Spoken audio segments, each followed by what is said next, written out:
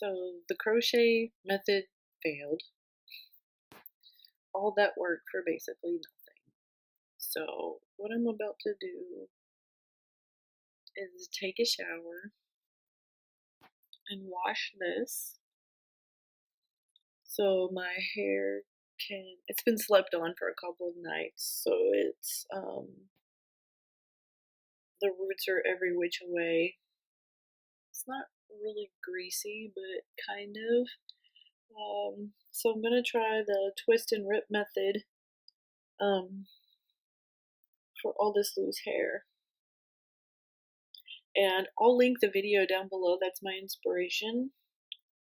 I mean, this could almost be its own dreadlock, but this one's really thin. It's gonna go in there anyway. So I wanted to start this video out and tell you my plan, and then I will record me doing the twist and rip with the loose hair, which I've never tried before. So I'm excited and I'm hopeful. So I'll put back all the hair that's not going to be incorporated into this dreadlock. I have a bit of chunk of loose hair here, and the dreadlock it's going to go into. This is one of my newer dreadlocks, so you can see there's a kink right there, which is probably gonna turn into a twirly woo, where the bottom goes like this, and then the bottom locks up. So the video that I watched on trying to get on tidying up loose hairs, Laura, she goes by, kind of did a twist and rip like on this loose hair to get it started and knotted, and then it goes into the dreadlocks. So for twist and rip, you just really no twisting, kind of. There is, and there's definitely no ripping. It's called twist and rip because you kind of fold the hair. I blend it, and then that's the twisting, and then the ripping is you pull. I'm not going to do the end yet because I need to try to get this loose hair in here. See, there it is. It may be too much. I feel like it's not going to work. I have doubts, and I don't want to have to do the crochet method all over again. That took days, and it didn't stick. I made all my dreadlocks myself with this twist and rip method. See, it's not working, and I feel like I'm just tearing up.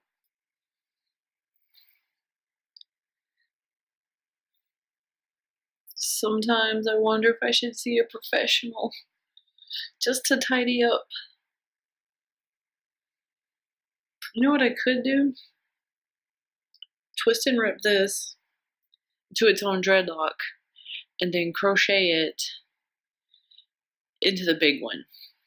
That is one thing that I have had success with, is combining dreadlocks. There's been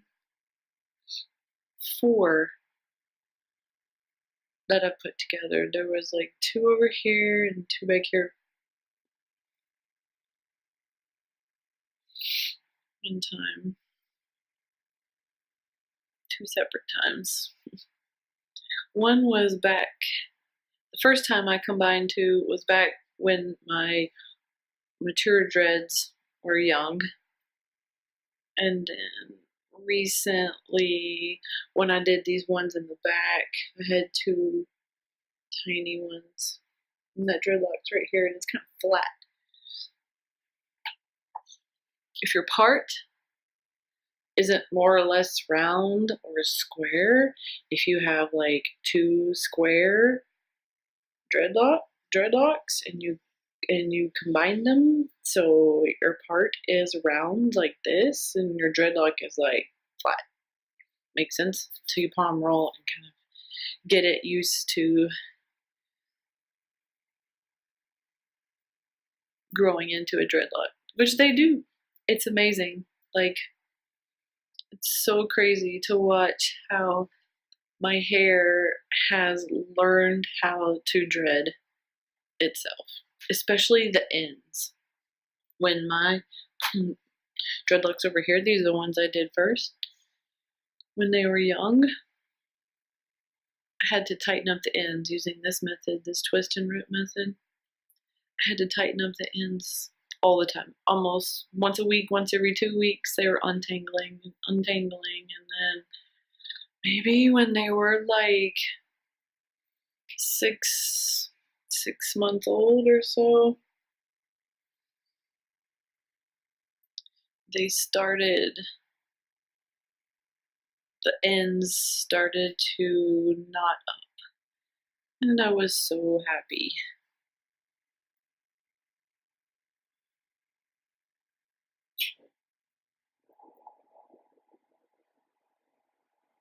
So I'm just making this chunk of loose hair kind of its own dreadlock right now.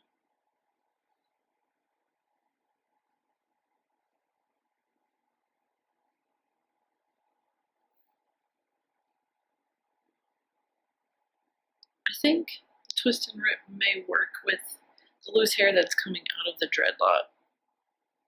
That's how the video was. It wasn't like she did a whole separate piece of hair like this. So dreadlocks are a journey.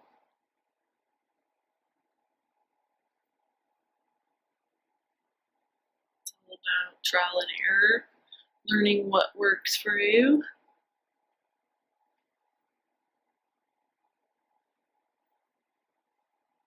Doing your research.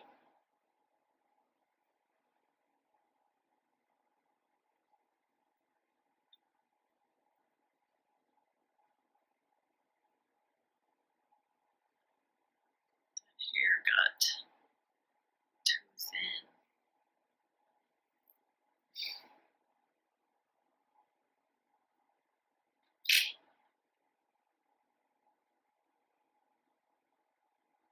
Dreadlocks are just knots anyways.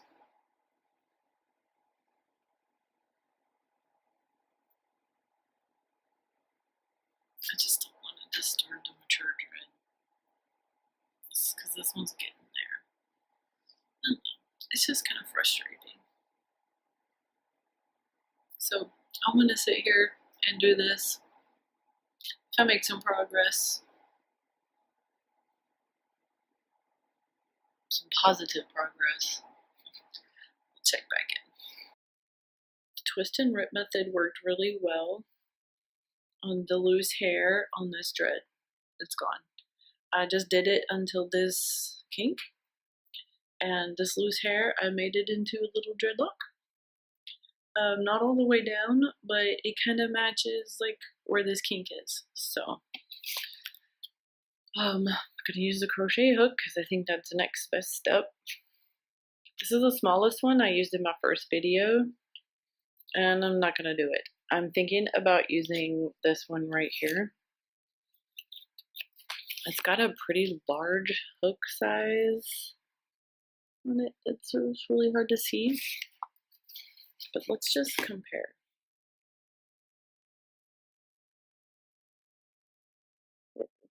Yeah, the lighting is, anyway, sitting, there's a window over there.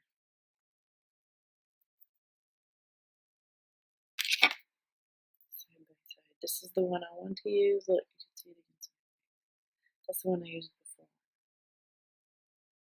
So, big difference.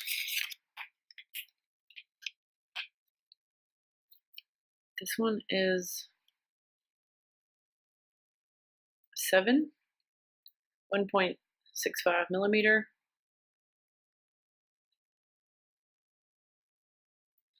Yeah.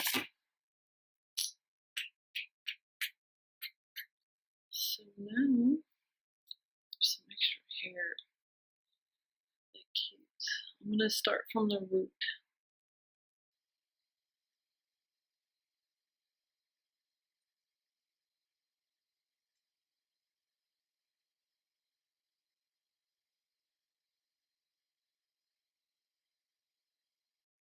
It's the root. Look, that's it.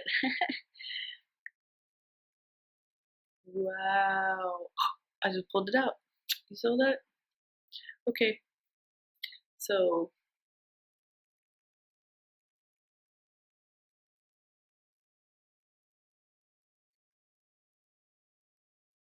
how I got it to stick yet. Using this big hook is like a new learning experience.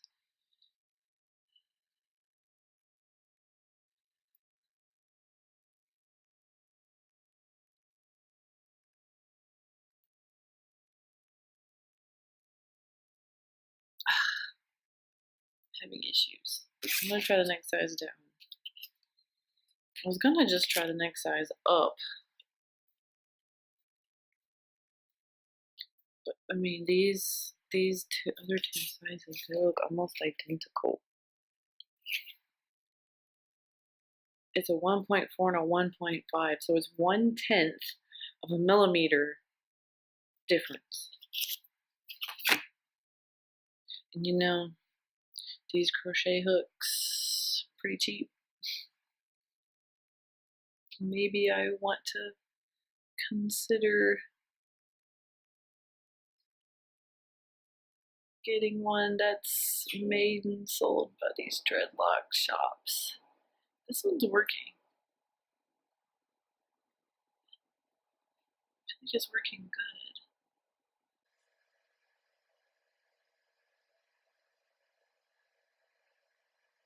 Once I get this tucked in here, then maybe I can take my tiny one